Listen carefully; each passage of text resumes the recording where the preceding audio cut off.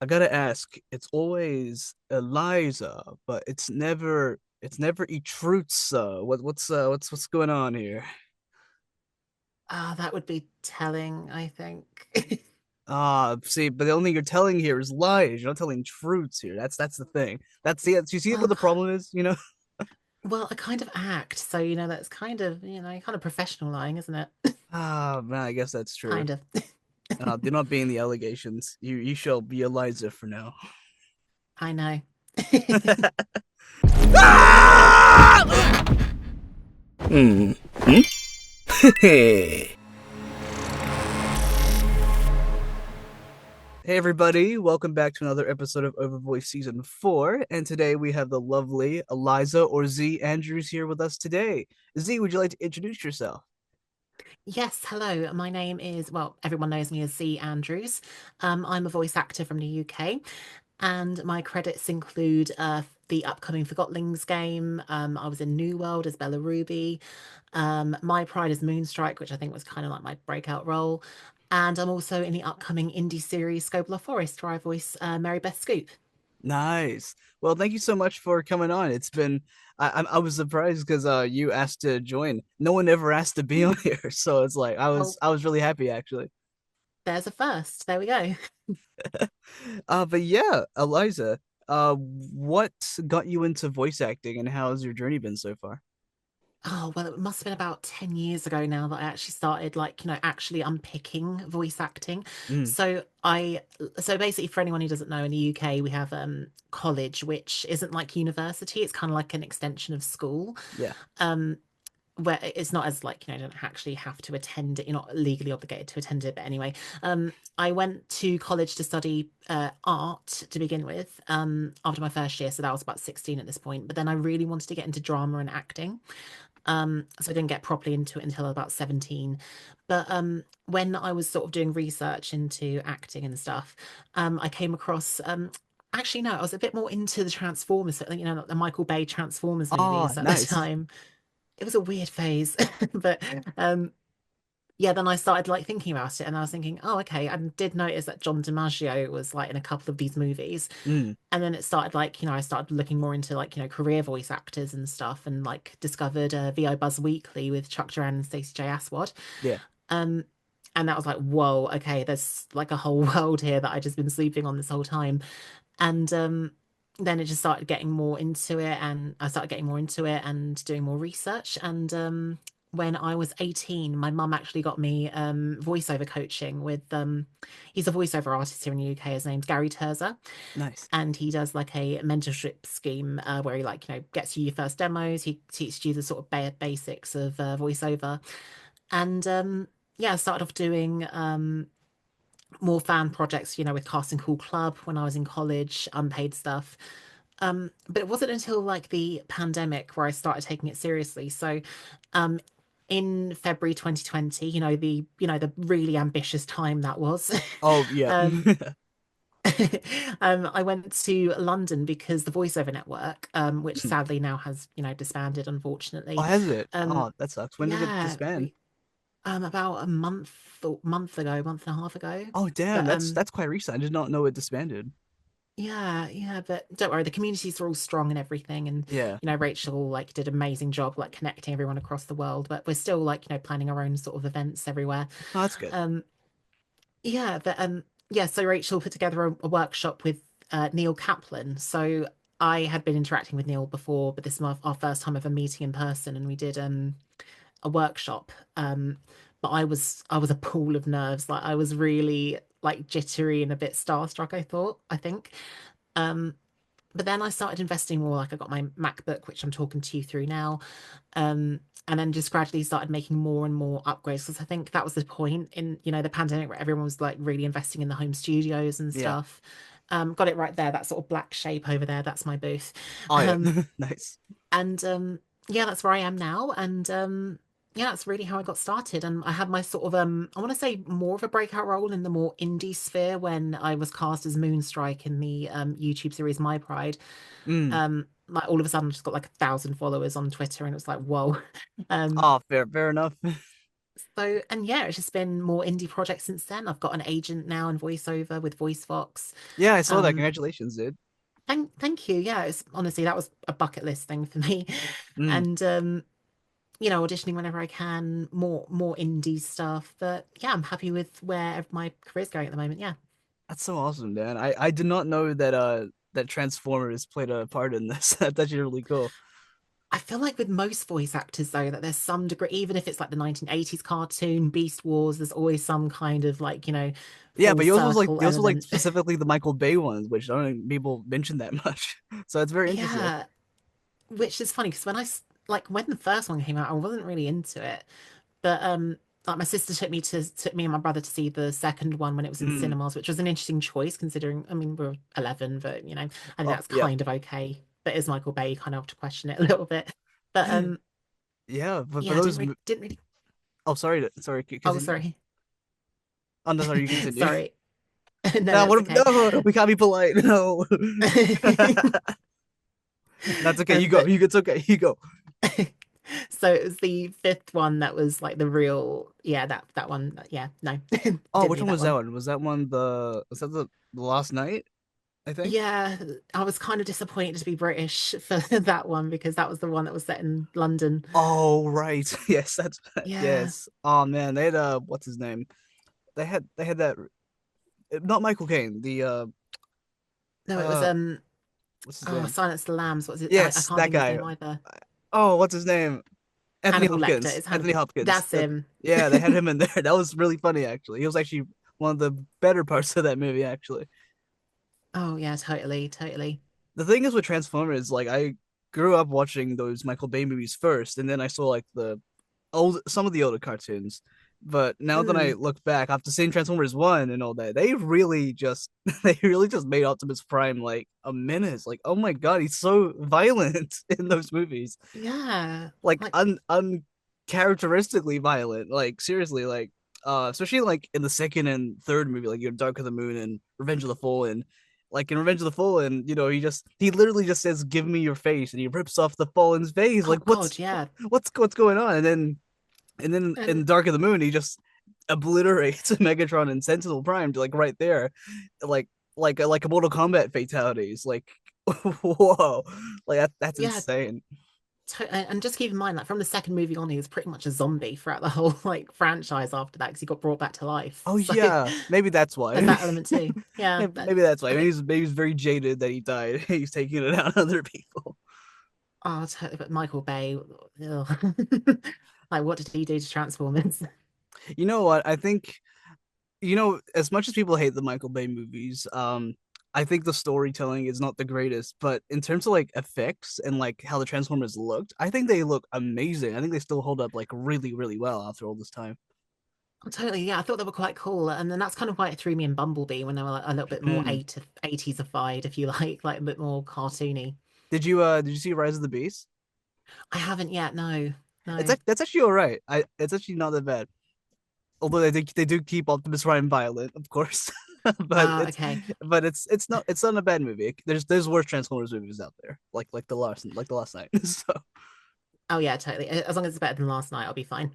oh no, you'll be fine. But Transformers One though, if you haven't seen that, that is oh man, that's unironically like genuinely like the best Transformers movie I've ever seen in my life. Yeah, I was a little bit thrown when it was like Chris Hemsworth, like cast as Optimus Prime. Like, that sort of threw me a little bit. That's totally fair, but he actually does a really good job. Like credit to him. It's not Chris Pratt at least, so that's Oh, something.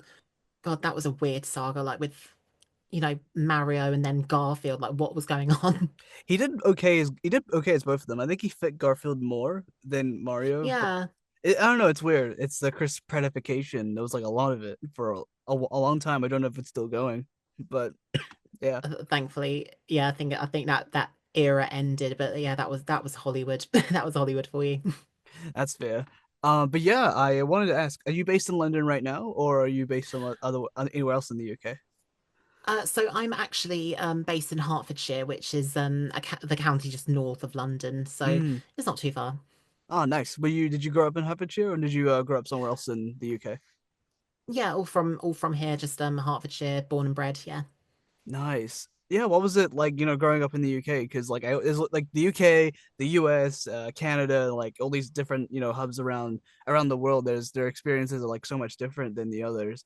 And the UK is like I like the UK people a lot. Like the community, it's Mm. very chill, very honest, very calm. Not like what's the word like because you can kind of notice when like some groups like just like to engage in drama in the UK is like just living their life peacefully. So it's like it's very interesting like seeing like the divide there. But yeah, what's it like growing up in the UK? I guess.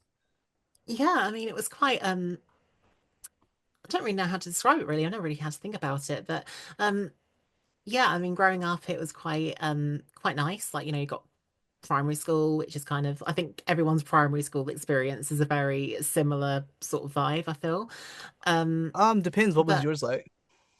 um well, it was just like a load of fun, really. Like, I mean, I think that's just me looking in hindsight, being an adult now and having like other responsibilities and That's fair. anxieties. Like, I just kind of just wish I just my day finished up at 3 o'clock and I got to go home and just play games all day. But Man, um, I for me it was the opposite. Like primary school was really, really, really bad for me, but high school was amazing. I had the oh, opposite experience, if that makes oh no, sense.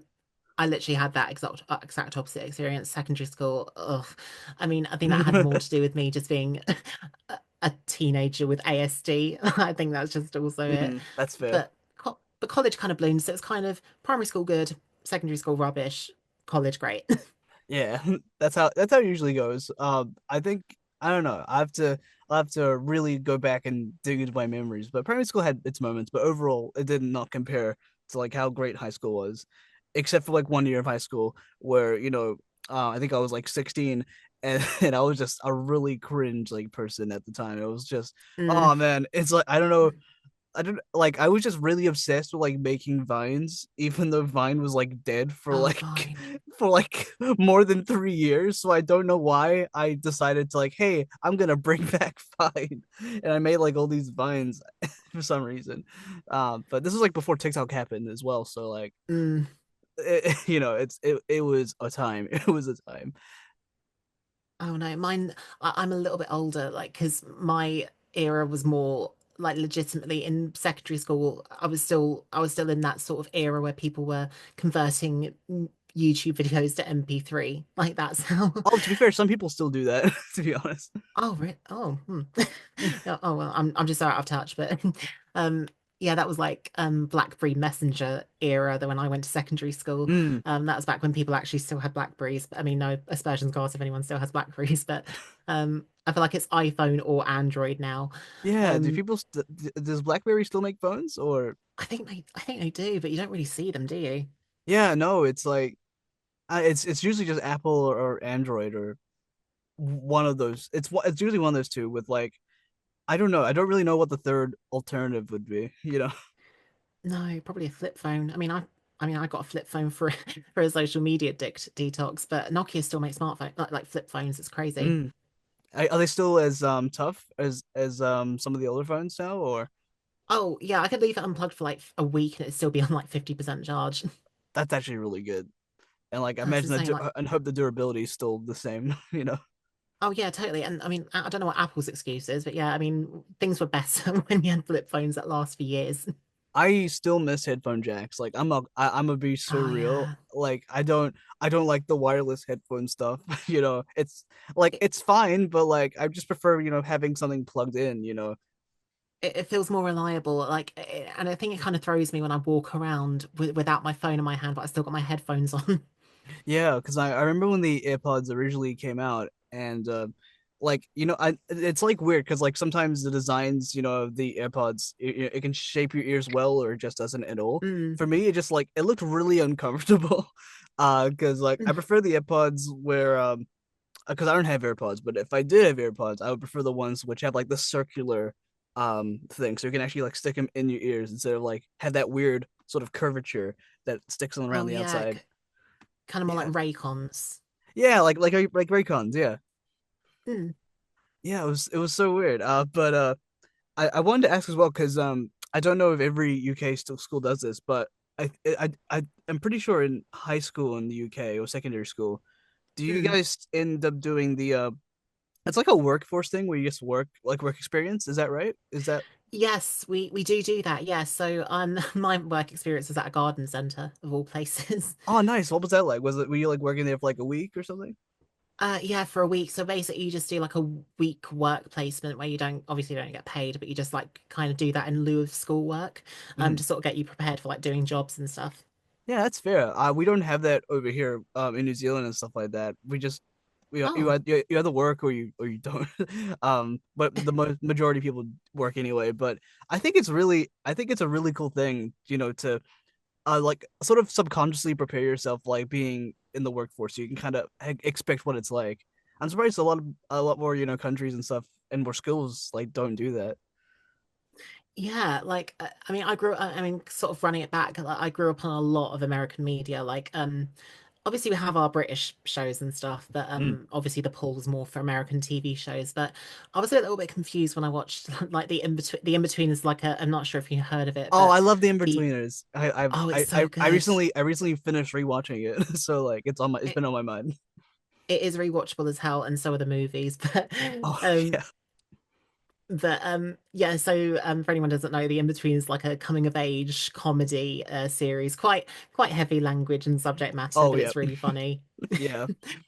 But yeah, not the American remake that they made in Oh, 2012. oh Like, let's God. avoid that. Yeah, We don't talk about that. Oh my God. get rid of that. But but no, there was an episode where they did work experience placements, and I was a little bit confused by that when I first saw it. Because I think I must have been about 11 or 12 when I first saw that. You were watching So In-Betweens when you were 12. Shame on you, oh yeah, man. oh no, everyone was. That's insane. Oh, but yeah, I think I kind of undertook the garden center job, and I thought I was going to be like a botanist when I was Hmm. like 14. But yeah, no, obviously that didn't work out, but I like what I do. Hell yeah.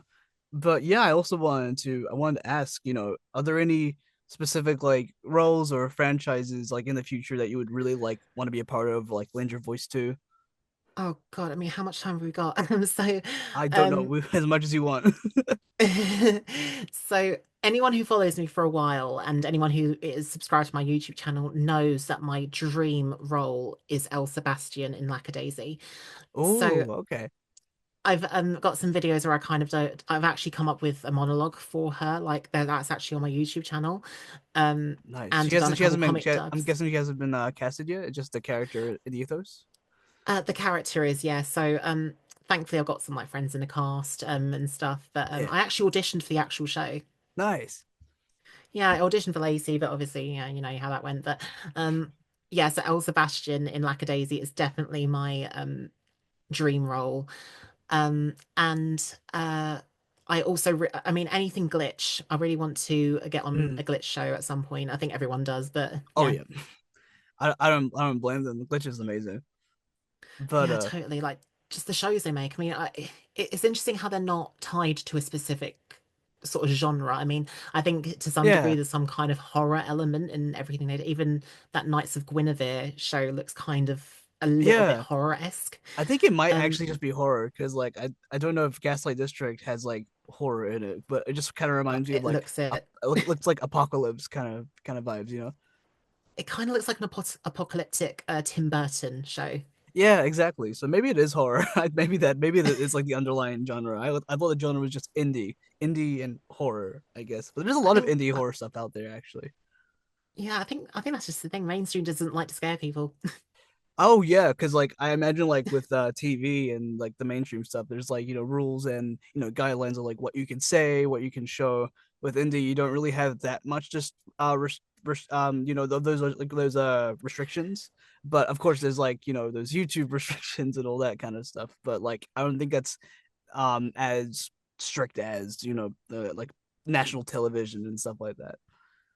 No, totally. And this is where indie's like kind of a double-edged sword in a way, because obviously there's no quota that you need to meet in terms of the what you're Yeah, making. So, you know, these creators, these writers, these producers, they're able to, you know, create what they want without having to, you know, have any studio interfere with anything. Um, but then on the flip side of that, they obviously don't have secure funding, which is why they have to do the live streams. They have to sell merch. They have to do so much, even mortgage their own houses. I've heard of some, but really, or like, that's insane. I'm not sure if that's an indie animation thing, but I definitely heard of someone having to mortgage a house to like develop a game, I think. Um, Wow. so That's yeah, wow. like Dedication. yeah, well that's again that's the world we that's just the world we live in and like how media gets made. Like Yeah, unless it's like a an adaptation or a sequel or a remake, you're not really gonna like take off in indie. Like look at Nimona, for example. I just wonder if in the future, I hope, that more animators, whether they're from an indie background or not, just get to, make the shows that they want. That's like Mm, the one thing that I've spoken to a lot of animators about, and that's like one of the few things that, is really like discouraging when you have to like do like I don't know, tolerate, doing something you don't like to live and survive, which can be said for like a lot of things outside of, animating. So I really hope that more animators like get to make what they want because like I know for I forget what I think you mentioned it before. It's the other glitch show that's being made by uh by Dana mm, Terrace because they worked on Owl House before and that got canned mm. unfortunately. So I'm really happy that they get to like get to make a show that they want, and with Glitch as well, that's gonna be really cool. So I can't wait for that to come out. But Yeah, yeah, totally. oh sorry, Oh, I keep sorry. interrupting We're people. doing It's we're doing it again. I know.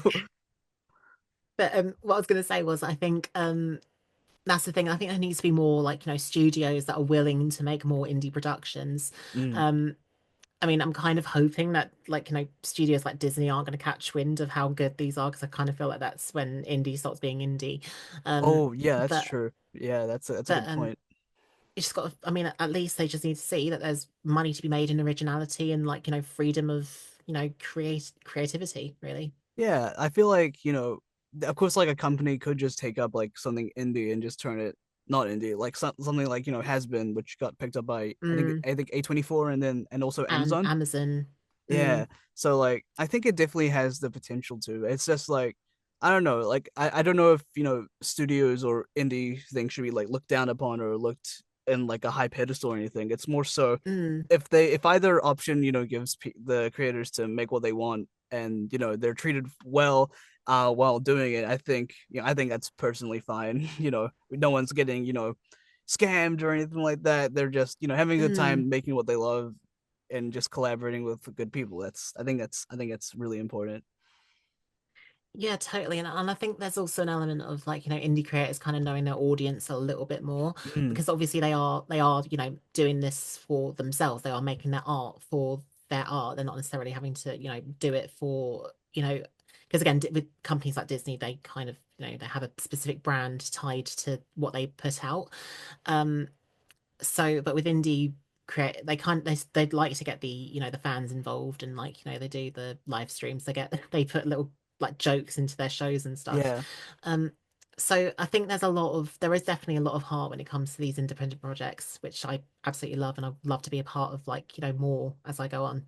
Yeah, and I do genuinely hope you get into Lackadaisy, for that Oh, for that me for too. that character you want. And if you do, dude, we gotta timestamp it here. Like we called it, boys. Like, Oh, seriously. totally, yeah. I will if you get in, I will actually send you like 30 timestamps of like this exact moment, just And to make I'll sure. cherish them. Oh, I appreciate that. But it's actually really interesting. Like, I think you're like another person I talked to about this, and who's like dream roles also just happen to be involved in the indie scene rather than like an established like studio kind of thing, which I always find Mm. interesting. But I do think it's possible if it's indie or studio. It just depends, like timing, place, and not being in strikes and all that stuff. But yeah. Yeah, although actually on the flip side of that, I was actually talking to my boyfriend about this. So we were sort of talking because he's a voice actor too. We were doing Oh really? What? like just Oh, yeah, he what's his name? I don't know if I've met him before. Jonathan Cox. So he's also Oh, I a do British know voice him. actor. Oh my god, I didn't know you guys were Yeah, dating. That's sick. yeah, just recently but Oh, um congratulations. thank you. Yeah. Um so yeah, we were talking about like like the Silent Hill 2 remake that came out in October. And like we were talking hypothetically, like what we would like to do in another Silent Hill game that's going to get a new treatment. And my sort of if I was getting cast in Silent Hill game, I'd probably go for like like Sybil from the first game. Yeah, that's fair. Would they do like a Persona 3 thing later, just like recast after like, so many years, like that kind of thing? Yeah, because they kind of I mean, I haven't played the Silent Hill 2 remake, but I have seen like my friends like do live streams and watch like, clips of it. And they kind of gave it like the Resident Evil remake treatment where they kind of like Yeah. cast because actually the casting director actually is UK based, so it's Mark Estelle with OM Mm. UK. Um and yeah, they kind of cast more TV actors and like, people with TV backgrounds to do the motion capture and facial like, Yeah. performance capture. Yeah, of course. Of course. Oh man. Come on. I'm just gotta give these voice actors a chance, man. Well, I mean, you say that like a lot of voice actors, like career voice actors, worked on Baldur's Gate 3 and they also did the performance and motion capture. Yeah, And, they you got did. I hope Troy more. Baker. What's his name? Oh god, I'm gonna mispronounce his name. He has a YouTube channel. Someone Cho. Um, Prosy D. That's his YouTube channel. But Oh, yes, um, someone show. yeah, that's right. I don't. Well, sorry, he was in God of War. I don't think he was in Baldur's Gate. I'm messing them up. I'm sorry. I don't know because God of War and Baldur's Gate have like similar styles, so I always mix them up Mm. sometimes, even though they're like completely different games. But Oh, I don't. yeah. I know Prosy D did motion capture for God of War. So I don't know if that was the same for Baldur's Gate. But yeah, there was a lot of really oh sorry, excuse me. There was It's fine. a lot of really cool UK talent in Baldur's Gate when that game came out. So I was like, yo, that's pretty sick. Yeah, totally. Like, I think, I mean, correct me if I'm wrong, but I think Maggie Robertson was like the only American actor in Baldur's Gate 3. That the rest were like UK or Northern Ireland, Yeah, I think so. UK or Ireland. Yeah, I think so. That sounds about right. I haven't played like any of the other two Baldur's Gate games, but Baldur's Gate 3 is No. really fun. Well, I actually just bought it today. Like I only bought it in like well actually no, I bought it like I bought it in like September when I just got a PC, but I didn't have enough space for it. So I only just got the hard drive like yesterday and it finished downloading today. That's fair. It's a big game. It's like downloading like It's insane. the new Final Fantasy. Like cuz like if you buy it online or sorry digitally, it's a very long download. And if you buy it Mm. physically, it's two DVDs, which is insane. Oh, you it's know. like the Titanic. Yeah, it's really big. But you're brave for that. I'm too scared to build a PC yet. I I think I'm gonna Mm. mess it up. It There's a is lot risky of business. I mean, I hired someone to build it for me, but it's still kind of risky because you kind of have to naturally assume it. I assume you know what you're doing with picking the components. Yeah, it's really interesting because like my dad, he builds PCs for fun, so like I could just ask him to do it, Oh. but like I don't know, there's something about just consoles, which I don't know, maybe I'm biased Mm. towards a little bit, but I don't know, there's something about it. Yeah. But yeah, Eliza, what what apart from like those roles what you mentioned, like what kind of do you have any like specific goals in the future that you would like want to achieve? Like it can be in voiceover or it can be in life, like that kind of stuff.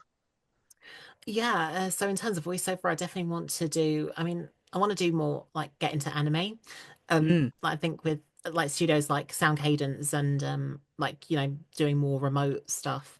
There's definitely the potential now that I don't think there would have been before the pandemic. Oh yeah. Um, so yeah, definitely do something with anime and just keep doing more work, like get into more video games. I definitely want to get a performance capture role at some point. Yes. And Have you had any hmm, experience? Have you did like a motion capture class or PCAP like those kind of classes before? I've never done one, but I really wanted to try it. oh, yeah, definitely. It's a load of fun. And yeah, I used to do the motion capture vaults, the mocap vaults. Mm. So I think they just shut down shop in the UK. But Oh I damn. did, I did actually do a workshop 2 years ago with Performance Captured Academy, Mm. and one of the well, actually the founder and teacher, I want to say, is actually Neil Newbon himself. So I Oh actually got wow. to, yeah, so I actually got to work with him, like doing my show reel, which is actually also on my YouTube channel, a little self promo there. Nice. Um, I definitely need to do one now that I've lost most of the quarantine pounds because in that tight suit. But yeah, definitely get more motion capture work is definitely one of my big goals.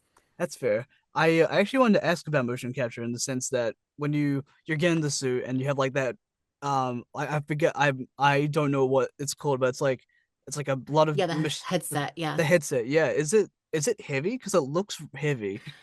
Well, I've never actually worn the headset yet, so it was really just the suit. I mean, Oh, it okay. can't be that I don't imagine it's that heavy because I got like put your phone on it and stuff so it can capture your face movements. So yeah, I wouldn't imagine they're too heavy though.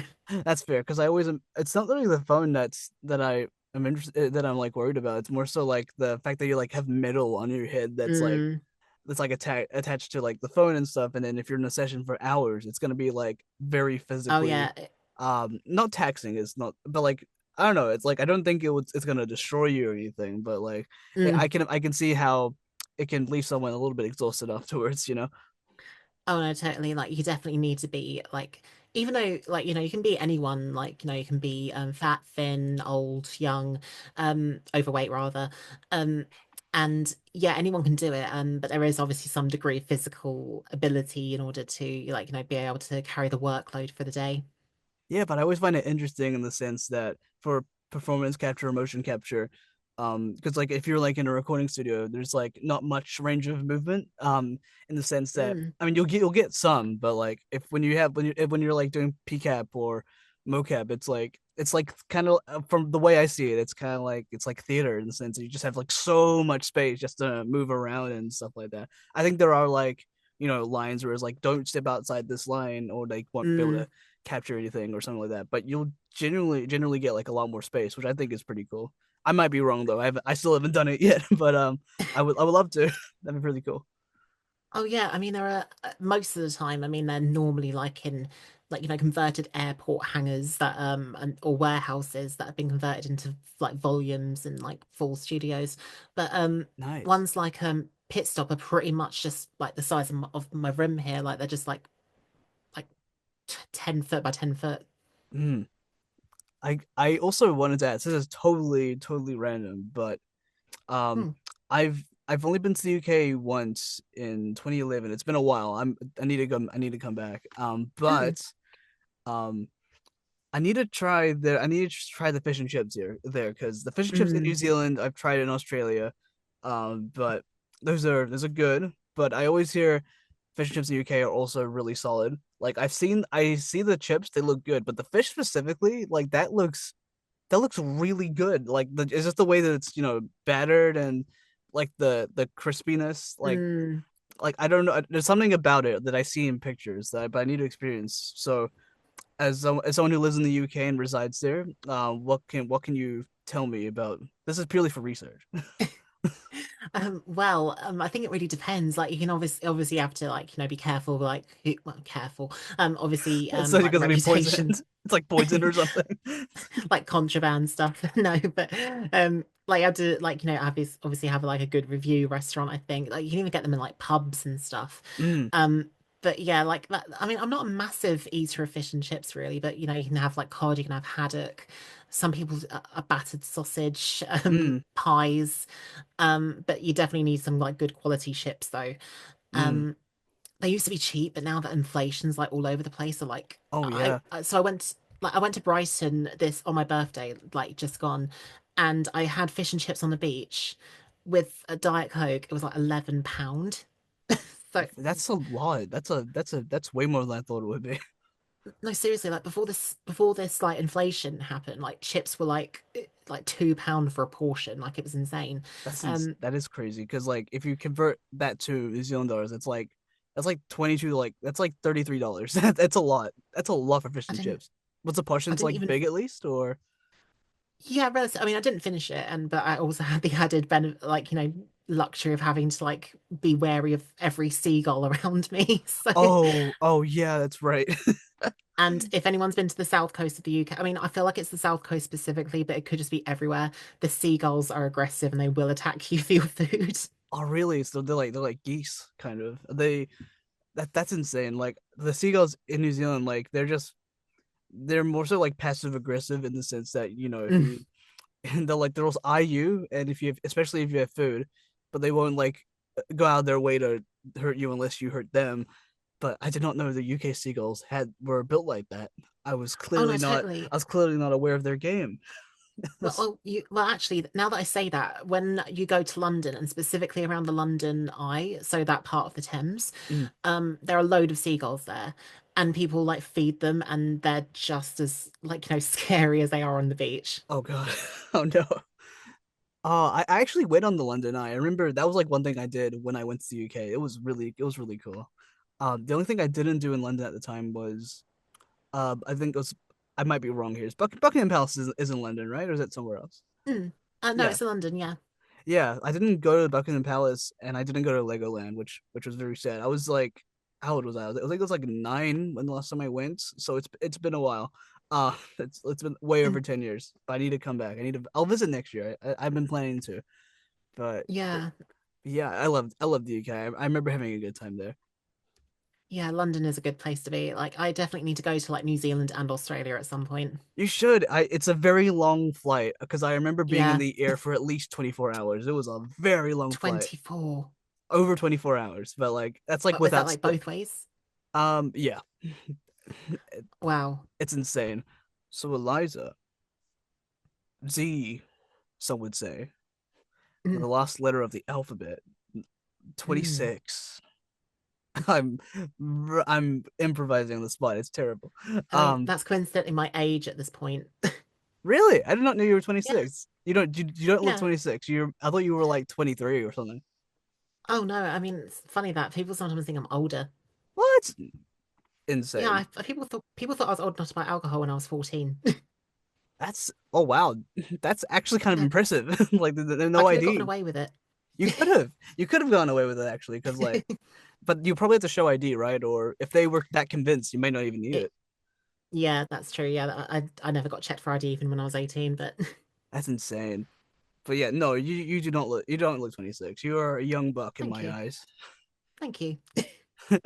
But yeah, Eliza, my last question for you is, you know, as someone who has been doing this for a very long time, VO specifically, but also just like the way you carry yourself, in amongst this career with which is very unpredictable.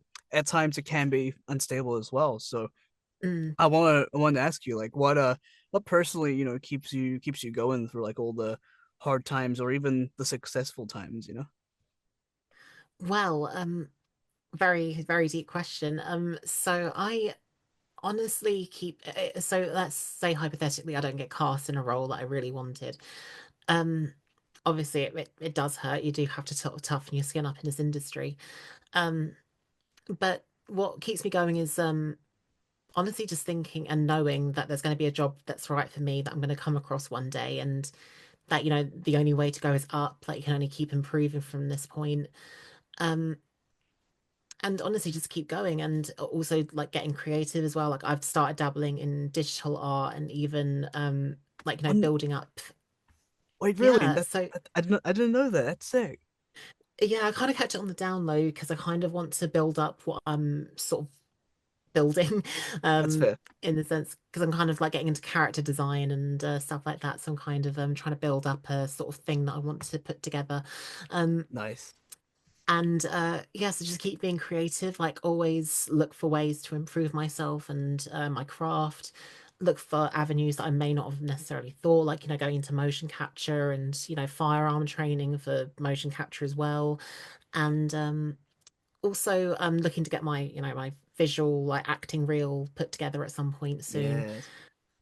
And honestly, just kind of trying to say no to the procrastination voice in my head. And Valid, man. I'm very guilty of doing the same thing, man. it's just so, I think ever since the pandemic, it's just been so easy to like get into the routine of like, oh, I'll just play video games for like 3 hours and do it later. Um, yeah, just saying no to the negativity, and knowing that there is a role right for you. Like and someday good things will come. It gets worse before you gets better. Yeah, that's actually really sound advice. I actually I didn't know you did firearm training. Is that for motion capture specifically? Is that Oh, like well, I haven't done it yet, but yeah, that's one thing. That's one of the things that I procrastinated against. But No, there's like ID Fight in the UK, which does like, stage combat and firearm training Oh, for like right. stage and screen. Yeah. So yeah, I definitely need to do a course with them. They're actually quite affordable. If you're in the UK, it's like £150 for like a day course. That's not bad. That's pretty good. I Mm. You mentioned you had a show before. Did you do stage acting as well, or do you have a background in that as well? Yeah, so when I actually did a like drama in college, so I did a drama and musical theatre in college. I've lost the Mm, singing voice, which singing is also something I want to get back into. nice. Um, but no, I did a lot of stage and screen when I was in college, and yeah, again, it's kind of one of those things that I kind of focused on getting a full-time job when I left college, so I kind of didn't That's true. focus too much on that. And then the pandemic happened, and I got more into voice acting again, and just but like I got in contact with a company to do a show reel today, and hopefully going to get that into motion soon. Oh wow, that's awesome. I hope it goes well. Hope the shooting goes Thank well. you. Oh, damn, Really want to that's get into soaps. soap operas. Yeah, that's fair. Mm. What kind of popular British soap operas are there right now? I There was one my mom used to watch. It Oh, was what's so this soaps? uh is it like a series called Soaps or is it like soap operas? Is that Oh, what you like mean? those, yeah, like soap operas in the UK at the moment, or Yeah, I think there's some, right? There was one my mom used to watch. yeah, I don't know if it's a soap opera. It's something murderers. It's something. What was it called? Midsummer Murders. Midsummer Murders. That's the one. Are they still I going? think, yeah, I actually don't know. I think that's more of that's more like like a crime drama, I think, than a soap opera. Oh, that's I fair. actually don't know if it's still on, to be honest. But the big hitters in the UK are EastEnders, um, Coronation Street, Mm. Emmerdale, and Hollyoaks, I think. Oh, Coronation Street. That's right. I've Mm, heard about that one. Uh, there's one in New Zealand that's still going. It's called Shortland Street, and mm, that's been going on for years. It's still going now. It's actually kind of insane. But actually, only now it's kind of now being sort of soft rebooted in the sense that it's not like getting a new show or anything. It's still the mm. same, progressing the same seasons, but it's like different characters and like different generation and that kind of stuff, which I think is pretty cool. Oh, I that's just, interesting because, like, oh, sorry, like in the UK, like, I think EastEnders has pretty much been going on since like the 1960s. Like, oh my god, damn, yeah, there's like thousands of episodes. It's insane. And it's like pretty much on every single day. that's actually, and they're like super consistent with like each of the seasons and episodes. I imagine that's actually really Yeah, impressive. it is insane. Like, um, and I think EastEnders also had like a spin-off at some point, like a Oh TV drama spin-off. It was really strange. yeah, Um, is it called West Beginners? Is it that one? no, you almost had me going there because I actually thought that was what it was called. No, but um, no, it was called Red Water. Red Water. Oh yeah. Mm.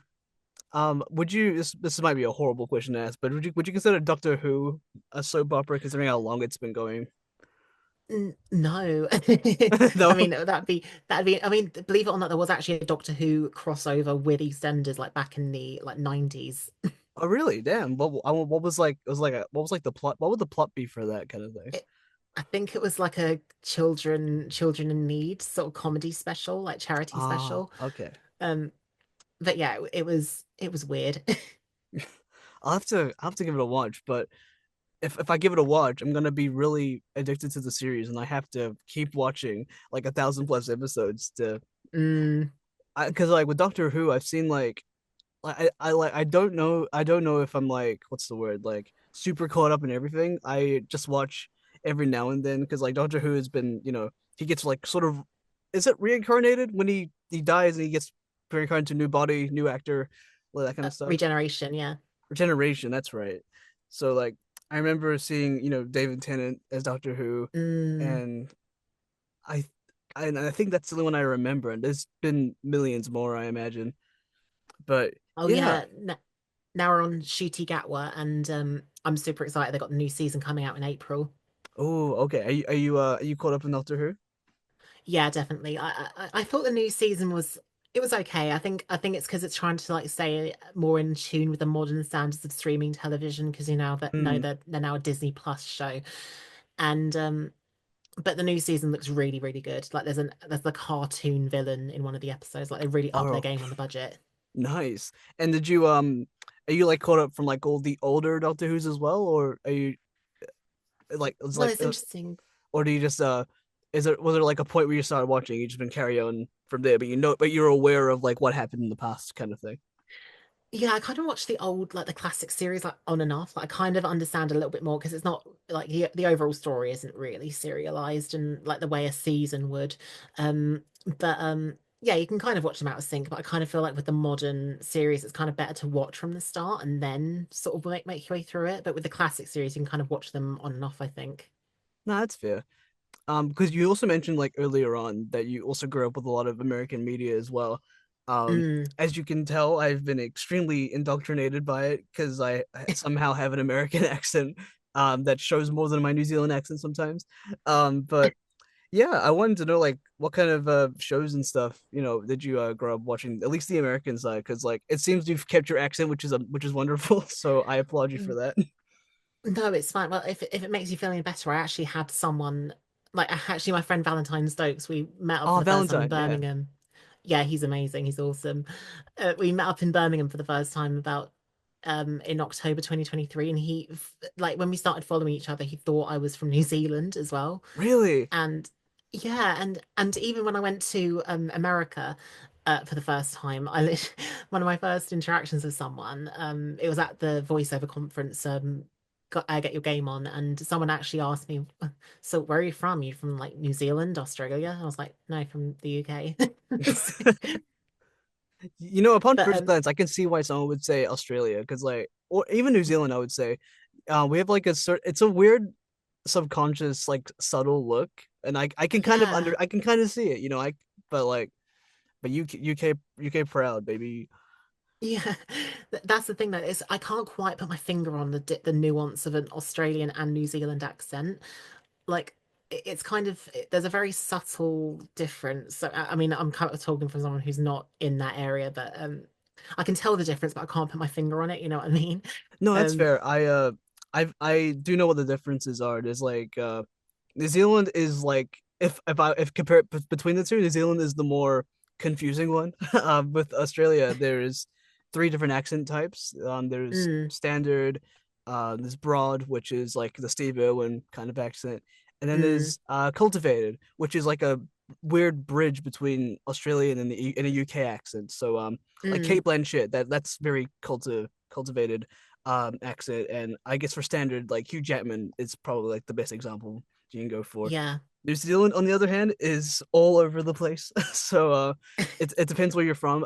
There's like if you're like from the North or South Island, there'll be a little bit of a difference. If you're like Auckland, for example, um, there's actually a little bit of like an American hinge to some of the pronunciations, which is very mm. interesting. But if you're from the South Island, there's more British like influences. It's a weird little thing, but yeah, New Zealand is the more confusing out of the two, of course. I mean, if you want to talk about regional accents, the UK. So, um, You guys have so like many, yeah. oh yeah, so mine is more so basically London and the sort of southeast is what we call RP received pronunciation and Yeah. so that's what my accent pretty much is. And then of course in southwest we got Somerset and Mm, Cornwall um which is it kind of hinges on English and a little bit of an Irish twang to it. mm. But it's like that side of the country. I don't know. I don't know. I'm not really good at that sort of accent. Can you And then of course, can you do Scouse? uh, I no, I don't really No. want to. I can't quite not on the spot, unfortunately. Nah, it's Um, all right. and yeah, but that's the thing. Even like Liverpool, where the Scouse accent comes from, is literally like not even like 20 miles away from Man. I don't even think it's like 20 miles away from Manchester, which is a very different accent. Um, and a different county as well. Like it's crazy. Um, But then, of course, you got Geordie, the furthest northern Oh, accent you can Geordie. get. I love the Geordie accent so much. Oh, I do too. But that's the thing. Southern accents are kind of diluted in the UK. Like they're kind of becoming a bit lost to time, like generationally. Oh man. Um, yeah, like like I watched the television program where someone was like from Cornwall. Like she was about my age, and she didn't have an accent, and neither did her brother. And even though she lived there her whole life, and but I feel like with the North, that's where the accents are a little bit stronger. But if you hear Valentine Stokes talk, he's from Birmingham, Mm. and he also has a bit of a twang of an American accent, but he doesn't really have a Brummy sort of sound to his voice either, which is very Oh, interesting. interesting. Oh, that is interesting. I Hmm. I didn't notice that because I've heard Valentine's American before, and it's very spot Mm. on. So, Yeah, I don't think he ever really gets cast as a British person. I think he pretty much just gets cast as American. is he a British person in Lackadaisy, or I don't remember? No, American. Oh, he's American. Oh, wow, that's actually kind of impressive. That's really impressive, actually. Yeah. Um, but that's kind of a stereotype though. I feel like which we kind of prove is that British people normally tend to play Americans. Um, It's from what I see, it's I noticed that a lot of British actors and voice actors can do American accents more easily than an American trying to do a British accent. which I kind of agree with. Like I had to just, like explain to my American friends how to like go do like posh accents, which is like Mm. not moving your mouth so much, and you just sort of sound like Gillian Anderson in The Crown, and then. But it kind of comes with like a lot of sampling of American TV, I think, as well, like how to Yeah. pick up accents. Um, like I can just like slip into an American accent right now, like I'm doing this like Zoom meeting with you, and this is for your YouTube channel and what have you. And but uh, it that's my tip. If you want to learn accents, watch a lot of like reality TV because you will Oh start yeah. picking them up. Yeah, I started I well I say started. I stopped for a while, but like I think for like a decent amount of time I was watching like The Only Way is Essex for a little bit. Oh, Uh so like that's reality TV and I picked up I think I think I was able to be do the Essex accent a little bit, but I think I'm a bit sloppy with that. I have to get back into it. But oh no, but yeah, like Essex is so much fun. Like I mean, they're kind of I can't really describe it. It's kind of like Cockney, but it's a little bit more exaggerated. yeah. Like, which fun fact, my character in Scobell Forest, Mary Beth Scoop, she has Mm. an Essex accent, so that's Oh, something to look nice. forward to when her voice gets announced. Yeah. Hell yeah. I will listen and research and see what I Mm. can do. But yeah, with the American accent, I mean, I think it might have been because I was indoctrinated by so much television, but Mm, but with American, I what I find is super helpful is it's very like they over articulate, which is actually really good because it helps you mm, slow down a little bit in speaking if you naturally speak fast because I naturally spoke fast for so long, and if you mm. combine that with the natural New Zealand accent, which is described as taking the easy way out in terms of like the jaw movement and all that stuff, you just don't end up saying words. So so I subconsciously picked up the American accent and then to for the sole purpose of making sure people understood me when I spoke, and now it just kind of sticks here. It's just kind of here. Yeah, and it's kind of funny that you say that because similar to like getting picking up the Americanisms like from being surrounded by American media, I kind of thought that the British currency was dollars when I was a kid because I was just Really? surrounded, yeah, because I was just like surrounded by so much Americanisms that I kind of like trousers were pants, Mm. pants were underwear, it just um Yeah, some small everywhere. differences there. I- Yeah, I'm just I always get thankful I didn't pick up the spellings, like the oh spellings that would have thrown me off. oh that's what I had. That's what happened to me. I Color with got a U. I got so thrown off with like stuff like like colors, for example. Like sometimes there's a Mm. U in there, sometimes there's not. And like other things like, and I remember like doing spelling tests when I was younger. I was like, what? But I spelled it right. you know, Oh there's a no, U it's there? No way. Insane. no, honestly, that it kind of throws me off because in my day job, I've got like a system that automatically allocates it to American English. So whenever I'm certain I spelled something right, and it's like I spelled it with an S instead of a Z. Oh, yeah. Oh God, I get confused with that all the time. Like for realize, like that one specifically throws me off all the time. Like I still haven't figured the S doesn't sound right to me, but sometimes I put realize with a Z in and it's still wrong, you know? You know what I mean? Yeah, because it's a Z noise. Yeah, see that's my logic as well. See, we're on the same wavelength here. We gotta boycott whoever's in charge of the spelling. Yeah, let's change it. Yeah, we got this. But yeah, Eliza, thank you so much for coming on this interview. It's been an absolute pleasure. I hope you enjoyed your time because you did ask to be here. So I hope you had Thank a good you. time here. Yeah, it was so much fun. Yeah, thank you so much for letting me talk at you. Of course, man. You're happy to talk to me anytime you want. And yeah, are there any like anything you want to promote, like social media, or anything like that? I can plug it all in the description below. Mhm. Yeah, totally. So I'm Z Andrews VA on Instagram and Z Andrews VO on Blue Sky now because I'm not on Twitter. Fair. Do you want me to link to Twitter anyway, just in case, or nah? Yeah, I'll link it to you. Yeah. Hell yeah, awesome. I'll also put your website in as well, just in case anyone wants to reach out and book Z for a role. Because I promise you, she's Hmm. very cool and very epic, and she'll do a really good job. So, you should do it. So that'd be really cool. I will do it. Hell yeah, you guys should hire her. She's really cool. So, yeah, thank you again. Thank you guys so much for watching, and we'll see you for the next episode. Bye, everyone.